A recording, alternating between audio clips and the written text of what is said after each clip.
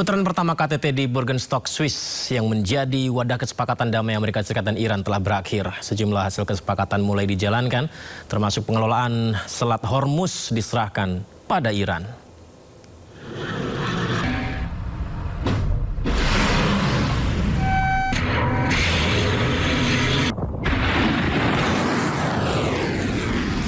Sempat diwarnai ketegangan hingga penghentian sesi selama 80 menit. Pembicaraan maraton sesi pertama konferensi tingkat tinggi Danau Lucerne antara Amerika Serikat dan Iran di Burgenstock, Swiss akhirnya ditutup. Tidak ada deklarasi bersama dari Amerika dan Iran, namun Pakistan dan Qatar sebagai mediator sepakat menyebut KTT ini menghasilkan kemajuan yang menggembirakan. Sejumlah resolusi disepakati kedua pihak dan sepakat untuk peta jalan 60 hari menuju kesepakatan akhir, di antaranya pembentukan unit konflik atau penghentian konflik Lebanon untuk memastikan kepatuhan penghentian operasi militer. Pembentukan 4 kelompok kerja untuk penghentian sanksi, isu nuklir, rekonstruksi dan pembangunan ekonomi serta pemantauan dan implementasi. Selat Hormuz dibuka dan dikelola oleh Iran. Amerika Serikat dan Iran sepakat membangun jalur komunikasi untuk menjaga Selat Hormuz.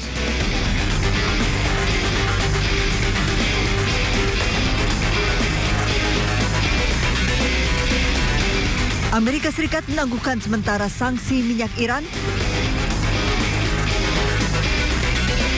Dan Iran mengizinkan inspektur nuklir PBB datang ke Iran.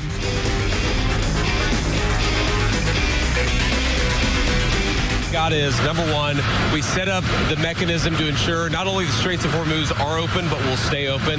We think about 15 million barrels of oil come out. That's one of the reasons why oil is so low right now. Obviously, that means lower gas prices, and gas prices are going to keep coming down. Number two, we actually set up the right mechanism to ensure the regional ceasefire to manage the inevitable conflicts that will come up. We feel great about that. We're working with our allies from the Israelis to the Gulf Arabs to make sure that sticks, and we feel very, very good about where that is. We have the Iranians allowing weapons inspectors, nuclear inspectors into their country for the first time in a long time. Usai perundingan di Swiss, delegasi Iran terbang ke Oman. Muscat dan Teheran sepakat untuk menjaga keamanan jalur perairan Selat Hormuz. Sementara itu, usai menolak kesepakatan gencatan senjata di Lebanon, Menteri Keamanan Nasional Israel Itamar Ben-Gvir mengeluarkan pernyataan ekstrim dan mengancam warga Lebanon. Ben-Gvir menyebut bahwa untuk setiap air mata yang ditumpahkan seorang ibu Israel, 1000 ibu Lebanon harus menangis. יש גורמים בעולם שתוקפים אותי, שאמרתי שעל כל דמעה של אמא ישראלית יזילו 1,000 אמהות לבנוניות דמעות. יש כאלה בישראל שאומרים לי, זה לא נשמע טוב, זה לא נראה טוב. ובכן, אני מעדיף לא להישמע טוב, ושהחיילים שלנו, הלוחמים שלנו, התושבים שלנו יהיו בחיים. ובכן, על כל דמעה של אמא ישראלית, יבכו 1,000 אמהות לבנוניות. Seolah tak peduli dengan gencatan senjata, Israel malah terus serang Lebanon tanpa henti. IDF peringatkan pasukannya untuk siaga hadapi pertempuran baru di Lebanon Selatan.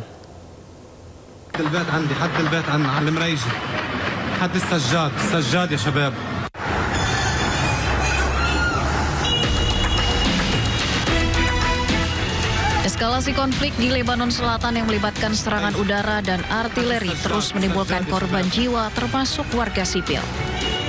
Seolah tak peduli dengan gencatan senjata yang disepakati, Israel terus menyerang Lebanon tanpa henti dengan melancarkan lebih dari 150 serangan. Kepala IDF malah memperingatkan pasukannya untuk tetap siaga menghadapi pertempuran baru di Lebanon Selatan di tengah pembicaraan AS Iran di Swiss. Ia memperingatkan pasukannya untuk siap melanjutkan pertempuran jika diperlukan. Pasukan pertahanan Israel mengatakan diplomasi gencatan senjata tidak akan memperlambat apa yang mereka lakukan di Lebanon dan menyatakan bahwa pasukan akan terus menyerang Hizbullah selama diperlukan kecuali kepemimpinan politik Israel memerintahkan perubahan. חיסלנו עשרות מחבלים בתקיפות האלה. תקפנו עד כה בעוצמה. התקיפות יימשכו ככל שידרש. לוחמינו בדרום לבנון ממשיכים להשמיד תשתיות טרור כל העת, לתאר את המרחב ממחבלים וממצאי לחימה ולהשמיד תוואי תת קרקע משמעותיים. Gelombang serangan Israel ke Lebanon terjadi ketika perhatian internasional tertuju pada upaya diplomatik yang melibatkan Amerika Serikat dan Iran. Namun sejumlah anggota kabinet Israel menolak mengaitkan kesepakatan Iran dengan penghentian operasi militer di Lebanon dan kehadiran militer Israel di Lebanon Selatan akan tetap dipertahankan. Keributan pecah di tengah pertemuan PBB atau Perserikatan Bangsa-Bangsa di mana Duta Besar Israel untuk PBB Dani Danon terlibat adu mulut dengan salah satu pejabat PBB lantaran tak terima pasukan Israel dilaporkan melakukan kekerasan seksual.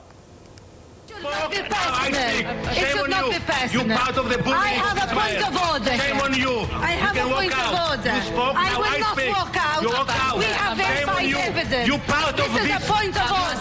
Duta Besar Israel untuk PBB Dani Danon terlibat adu mulut dengan Vanessa Frazier, perwakilan khusus Sekretaris Jenderal PBB untuk anak-anak dan konflik bersenjata.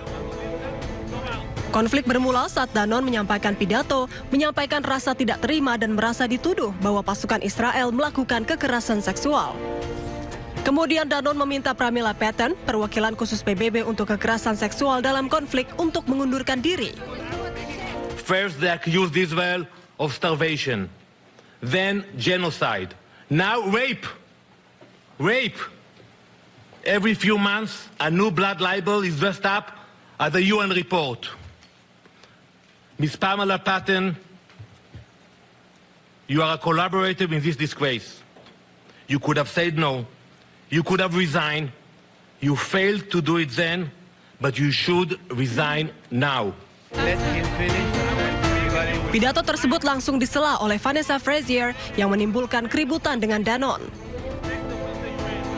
I'm sorry, but I have to make a point of order. Because this is what the chair should be doing. I make a point of order. They should not be personal.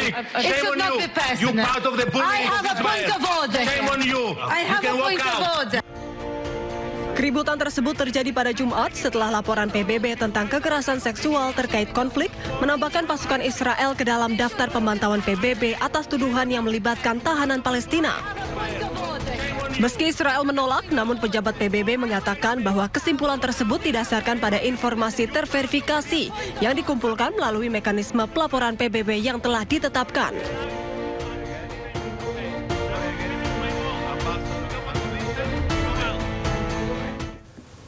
Di tengah rapuhnya harapan perdamaian di jalur Gaza, tragedi kembali menimpa warga sipil. Seorang siswi Palestina syahid saat dalam perjalanan menuju sekolah.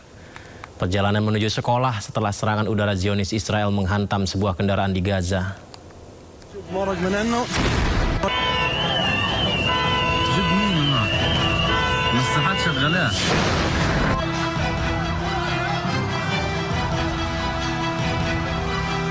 Seorang anak perempuan Palestina bernama Ragat Ausur dilaporkan tewas dalam serangan udara Zionis Israel di kawasan Al-Rimal, sebelah barat kota Gaza. Sejumlah kendaraan hancur akibat ledakan.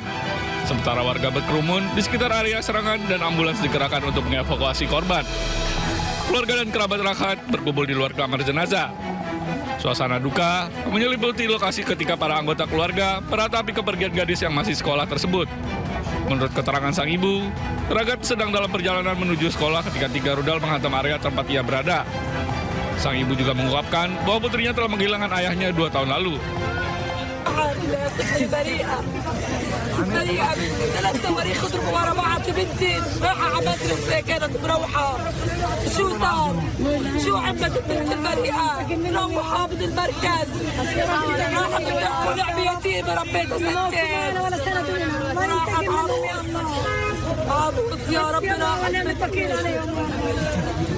ضربوا وردتي راحت وردة قلبي والله. Hingga kini, militer Israel belum mengeluarkan pernyataan resmi terkait serangan tersebut. Betapa sulitnya ya, hanya ingin sekolah saja tapi meregang nyawa. Ya, anak-anak Gaza saat ini memang menghadapi perjuangan yang sangat ekstrim setiap hari, pemirsa, untuk mendapatkan air bersih. Di tengah rusaknya rumah mereka, anak-anak Gaza dipaksa mencari air dengan membawa jerigen, dan ini sangat memprihatinkan dan juga sangat menyulitkan. Kita lihat di bawah teriknya matahari dan tingginya suhu di Gaza, anak-anak ini tidak menyerah. Mereka mengejar truk air, mengambil air bersih dari tangki dengan sejumlah wadah yang dibawa. Aduh, merinding ya ngelihatnya ya. Pemandangan yang setiap hari terjadi di Gaza ini seharusnya tidak dialami anak-anak ini karena mereka harus jalan berkilo-kilometer untuk mendapatkan air bersih dan bertahan hidup. Bahkan untuk sekolah mereka harus bertaruh nyawa.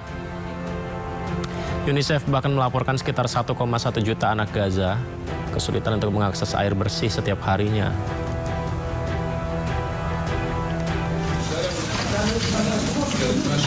Aduh, dan ini di Khan Yunis Gaza. Innalillahi. Seorang anak Palestina berusia 8 tahun syahid dalam serangan drone Israel. Ia meninggal dunia saat sedang mengunjungi kakeknya. Aduh. Militer Israel dilaporkan masih terus melancarkan serangan udara ke darat, ke udara di jalur Gaza. Dan targetnya selalu saja sipil, targetnya permukiman.